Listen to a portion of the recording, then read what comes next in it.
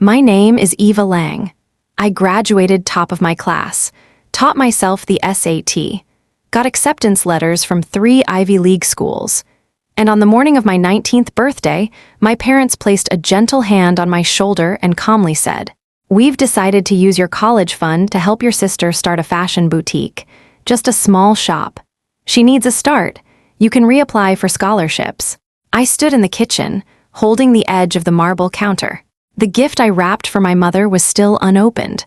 Outside the window, snow drifted softly, as if each flake were whispering a private kind of cruelty. "I haven't submitted the FAFSA yet," I said quietly. "The school needs confirmation from your financial contribution." My mom nodded, still stirring her tea as if we were discussing the weather. "We know, but you're smart, Eva. We believe you'll figure something out." I didn't cry. I didn't yell. I didn't even ask why. I just stood there and realized something very specific. That trust can melt in your mouth like cheap frosting, sweet, soft, and suddenly gone. My sister Sophia was the kind of person who sparkled in every photo. She did 1 year of college before dropping out. My parents called it pausing to find her creative alignment. She liked linen skirts, mood boards, and coffee with hearts drawn in the foam. And now she was getting a boutique on a downtown corner lot with the money I had spent years saving in silence. That night, the dinner table was full. Plates of rosemary chicken and glass bowls of spring salad. My dad asked what major I might pick if I reapplied next year. My mom mentioned how excited Sophia was about the blush-colored walls and French doors. Sophia said the logo designer was a genius. And me, I just ate. In my head, I imagined myself at orientation day, sitting in a lecture hall while professors explained logic, case law, and the weight of words. But that dream now sat quietly behind my ribs, folded like a sweater no one asked about. Later, alone in my room, I opened every email, every account, every document they thought I wouldn't notice. I learned that the fund was set up in a dual-access structure. My name was on it, but my parents were co-owners, and they had emptied it. Every last dollar. In one file, a crisp PDF, I saw it in black and white. A transfer of $86,420. Recipient, Sophia Lang. Business name, Lang Boutique LLC. Memo, initial capital investment. I thought I'd break, that I'd fall to the floor in pieces. But something else rose in me, not rage, not grief. Clarity. I didn't want to ruin their dreams, I just wanted mine back. And if that road passed through the boutique they bought for my sister, then so be it. I started planning. Silently. Carefully. Not all intelligence shows up on a transcript. Not all justice needs to shout. Some of it just requires time, precision, and a good memory. And I remembered everything. Especially the times they assumed I was too gentle to fight. The boutique opened 6 weeks later. They called it Lang and Bloom. Gold cursive on frosted glass, faux marble floors, hanging eucalyptus and velvet hangers. My parents hosted the launch party like they'd just married off their favorite child. Sophia wore a fitted cream suit and heels she once said were too expensive. She held a champagne flute and took photos in front of a backdrop covered in peonies. Everyone smiled. Except me. I didn't attend. I wasn't invited. Instead, I spent that night in my room, surrounded by open notebooks and 2 laptops. One screen showed the boutique's business registry, which listed Sophia Lang as owner and sole operator. The other screen showed the property title and leaseholder, an LLC I had created 2 months ago using a legal proxy service. Lang and Bloom didn't realize it, but the boutique was standing on ground that I now controlled. Technically, my name wasn't anywhere on paper. Not yet, but behind that lease agreement sat a quiet clause that gave the holding company full discretion over subleases and operating permits. A clause Sophia didn't read. Because she never read the fine print, she had people for that. The initial funding, the one my parents stole, had bought her the dream. But the soil that dream was planted in, I had quietly purchased the rights to that when a silent investor backed out last minute and the property owner needed a quick solution. He didn't care who bought it, just that the check cleared, and mine did. I spent every weekend that semester studying contracts, learning municipal permit law, and watching YouTube videos about how commercial leases worked in our state. I had nothing but time and a long list of things no one thought I could do.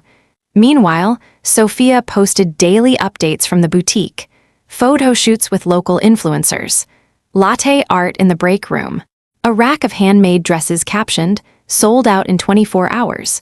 Every time she posted, I screenshotted it. Not for evidence, for study. I watched her branding choices, her mistakes, her inventory drops, the way she overpromised and restocked late, the passive-aggressive comments from customers, the replies she never answered. Sophia was beautiful, but she wasn't disciplined.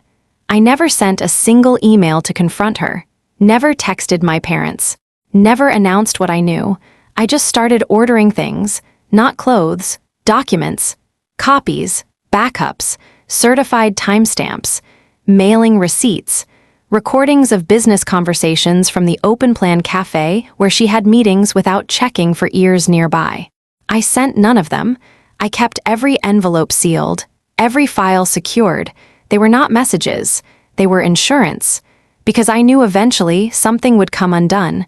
The boutique wasn't making money, not really. My parents thought the glowing Instagram feed meant it was thriving.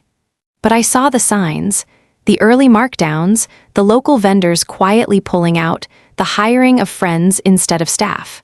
And yet, Sophia kept smiling on camera like everything was perfect. It was.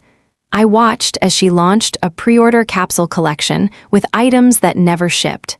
I tracked customer complaints that began showing up on small business review forums. I saw the back end of the boutique's Wi-Fi server, easily accessed when your building's internet was still technically under your LLC's name. And that was when I found it. A digital invoice from a supplier marked paid, with a date and time that matched the exact moment my parents had withdrawn the last $3,000 from my education fund. The note read, "Advance payment approved by parent investor. Use college fund if needed." I closed my laptop slowly. There it was. Proof that everyone knew where the money came from, not just Sophia, my parents too. They hadn't just stolen it. They'd labeled it, pre-approved it, repurposed it, and still smiled at me like nothing had happened. I sat there for a long time in the dark. No music, no tears, just silence. Then I reached into the drawer where I'd stored the sealed envelopes. One by one, I opened them, laid them out on the desk, and began to arrange them in a new order. Not for a confrontation, for a presentation. Because when the time came, I wouldn't need to shout. I'd simply hand them the truth, dressed in paperwork, and I'd watch their faces do what mine never could: crack. Spring crept in like a whispered dare. The boutique's windows were lined with pastel dresses now, soft florals and flutter sleeves, as if they could cover the fractures forming beneath the surface. Sophia was planning a spring launch event. She called it the Garden and Gold Collection. I saw the flyer taped to the cafe window near campus, all in serif font and watercolor leaves. There would be music, Aperol spritz, local influencers, a photographer, and an investor panel. That last part caught my attention, not because I was jealous, but because I'd seen the numbers. The boutique wasn't profitable, not in any meaningful way, but Sophia was still trying to grow, to scale, to pitch. So someone was lying, either to herself or to everyone else. And I'd had enough of watching from the sidelines. That weekend, I requested a certified copy of the boutique's full business registration file. It was public information. I paid the $17 fee online and had it mailed to a P.O. box I kept under a different name. When it arrived, I opened it with steady hands and turned to the page that mattered most. There it was, my name, printed on the line marked guarantor of property holding entity. Initialed, dated, logged with a digital notary. Except one problem: I never signed it, not physically, not digitally, not once. The signature was close, almost convincing. A loop that mimicked my EA curl on the L in Lang, but it wasn't mine. It lacked pressure in the right spots, the slight rightward lean I always had, the tiny hook I used at the bottom of my G they didn't think I'd notice. They forgot I competed in handwriting competitions when I was 12. I sat with the file for an hour, then opened my laptop and drafted a quiet message to a friend of mine, Noah, a law student 1 year ahead of me who now interned at a small but sharp litigation firm. I didn't send the document, I just asked a question. How serious is it if someone forged your name on a legal filing and tied it to a business transaction? He replied within 5 minutes, felony. If you have proof, talk to someone carefully. I thanked him and closed the chat. But I didn't talk to someone, not yet. I had one more stop to make. On the Tuesday before the launch party, I walked into the boutique. It was my first time stepping inside. Everything looked like an Instagram post. Dried lavender in vases, gold hangers, music playing at just the right volume. Sophia was at the front, laughing with a girl in bell sleeves. When she saw me, she blinked. Eva, she said, like I was a stranger who'd used her name. I smiled, soft and contained. Hey, thought I'd see the place before your big day. She paused, visibly searching my face for emotion, for accusation. Found none. Oh, well, thanks, she said. It's, a lot of work, but it's been worth it. I'm sure. I let my eyes travel the room. Noted the fire exit sign, obscured. The ceiling tiles, water-stained. The dressing room curtain off its rail. The credit card machine tilted just enough to expose a loose cable. None of it surprised me. You should fix the back display rack, I said gently. It's leaning. Sophia followed my gaze and blinked again. I hadn't noticed. She hadn't noticed a lot of things. Like the invoice printer that still listed the property manager as Pendleton Equity. The LLC I acquired 3 months ago. Or that the permit code on her license had expired last week. And she definitely hadn't noticed that the signature she filed tied her liability to a business account I no longer had connected to the lease, because I'd severed it. Quietly, legally, with a notarized document she never saw. A document that restructured ownership, removing her access to the property after a 30-day breach clause triggered by late maintenance filing. A clause I wrote in, reviewed by a pro bono advisor through the school's legal aid network. A clause that would become very real in 4 days, at her launch event. I looked back at Sophia and offered a gentle smile. You're doing your best, I said. I hope it all works out. She smiled unsure, and I walked out with the same quiet steps I entered with. No fireworks, no threats, just one signature, one I never gave, and one she never should have forged. The boutique shimmered that afternoon, dressed like it had something to prove. White tents fluttered on the sidewalk. Jazz music spilled from a rented speaker. A table of cocktails sat under a string of copper lights. The Garden and Gold banner arched across the doorway like a crown Sophia placed on her own head. She wore a champagne-colored dress and greeted every guest with the same smile, wide, curated, a little too desperate. My parents stood by the entrance, handing out branded tote bags like they were proud co-founders instead of quiet thieves. I saw my mother laugh too loudly. My father clinked his glass with a man in a charcoal suit, probably one of the potential investors. And there I was, standing by the curb, unnoticed. Just like always, I waited until the third toast. Sophia had just thanked the contractors, the designer, the suppliers, the friends who helped fold tissue paper behind the scenes. Then she said it, the line I'd been waiting for. And none of this would have been possible without the support of my family and my incredible property manager. She motioned toward the crowd, expecting someone to raise a hand. No one did, so I took a step forward, not dramatic, not loud, just forward. A few heads turned. I stopped in the center of the crowd, in front of the pale pink rug she'd rolled out as a runway for the new spring line. Then I spoke. Hi, my name is Eva Lang, and I'm here not as a guest, but as a legal representative of Pendleton Equity, the holding company that owns this property. Silence sharp and instant, Sophia blinked. Eva, what are you? I raised a hand, calm. I'm also here to notify the current tenant, Lang and Bloom LLC, that as of this week, the operating lease is in default. Per Clause 7C, filed and notarized in February, The lease agreement becomes void after a 30-day breach of permit maintenance, which began on March 2nd. Sophia's mouth opened, but nothing came out. I continued. The fire safety inspection failed, the new shelving wasn't approved, and your certificate of occupancy lapsed. Which means, starting tomorrow, this building will be inaccessible to Lang and Bloom employees and guests until further legal review. I heard my mother whisper, "What is she doing behind me?" My father took a slow step forward, as if trying to get ahead of something already in motion. I turned, handed a slim folder to the man in the charcoal suit. He looked like the one with money. Here's the full compliance report, along with updated ownership documents. The property is currently under review for new partnership proposals. Then I looked back at Sophia. She looked so small in that moment. Not because she wasn't beautiful, she still was, but because she didn't understand what was happening. Not really. "What are you talking about?" she asked, her voice too high. "This is my shop." I tilted my head.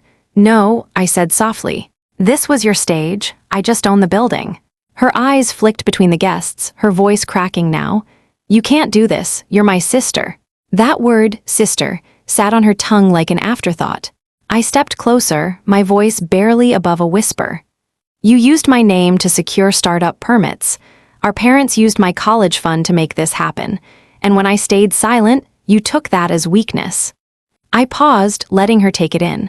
But silence isn't the same as surrender. Behind me, the man in the suit opened the folder and frowned.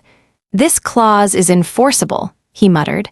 My father's face drained of color. My mother reached for Sophia's arm, but she pulled away. "You planned this," Sophia whispered, but it wasn't anger. It was awe, like she was seeing me clearly for the first time. "No," I said. "I survived this. Then I studied it. And then I built something better." I handed her an envelope. Inside was a formal buyout offer. Clean, legal, generous considering everything.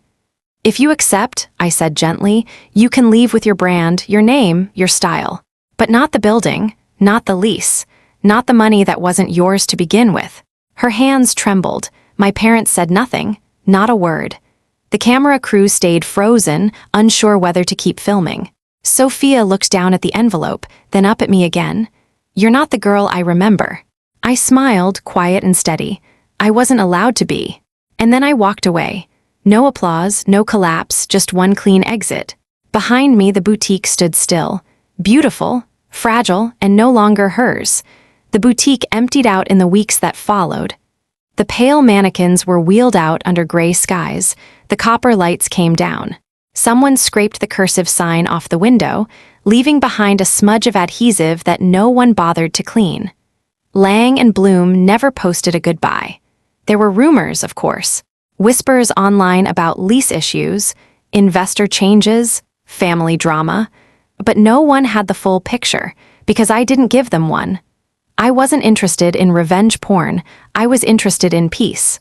And peace, for me, looked like silence, ownership, control. My parents never called to apologize. They called once after the event to ask if I really meant to humiliate the family. I told them I didn't humiliate anyone. I simply clarified ownership. After that, the phone stayed quiet. Sophia moved her brand online. She kept the name, the look, the audience. I let her. She built something in her way. I had no desire to take that from her. I only wanted back what was mine. The property stayed in my name. It now hosts a nonprofit textile collective, an idea that came from one of my professors who had heard whispers about the girl who flipped her sister's lease with a clause no one saw coming. That professor offered me a position in a law fellowship that summer. "Your case analysis was surgical," she said. "You don't write like someone looking for approval. You write like someone looking for truth." I took that as the highest compliment I'd ever received. At school, no one knew what had happened unless I told them. And I didn't. I showed up to class on time, submitted everything early, and joined the Student Legal Review Board. I drank black coffee and highlighted contracts until the ink bled through. I stopped waiting for people to validate me. I started validating myself. The money from the buyout, clean, legitimate, traceable, paid for everything the college fund was supposed to. But it wasn't just tuition. It bought distance, independence, room to breathe. It bought me a desk, a view, and a future no one else could claim ownership of. One night, late in the semester, I passed by the old boutique space on my way home. The new tenants had painted over the soft pinks. The windows were bare but honest. The door was propped open, and laughter spilled out, real, uncurated. I stood across the street for a moment, holding a takeout bag and wearing the same coat I used to walk to the train with in high school. I didn't feel bitter, just finished. Like the chapter had closed itself.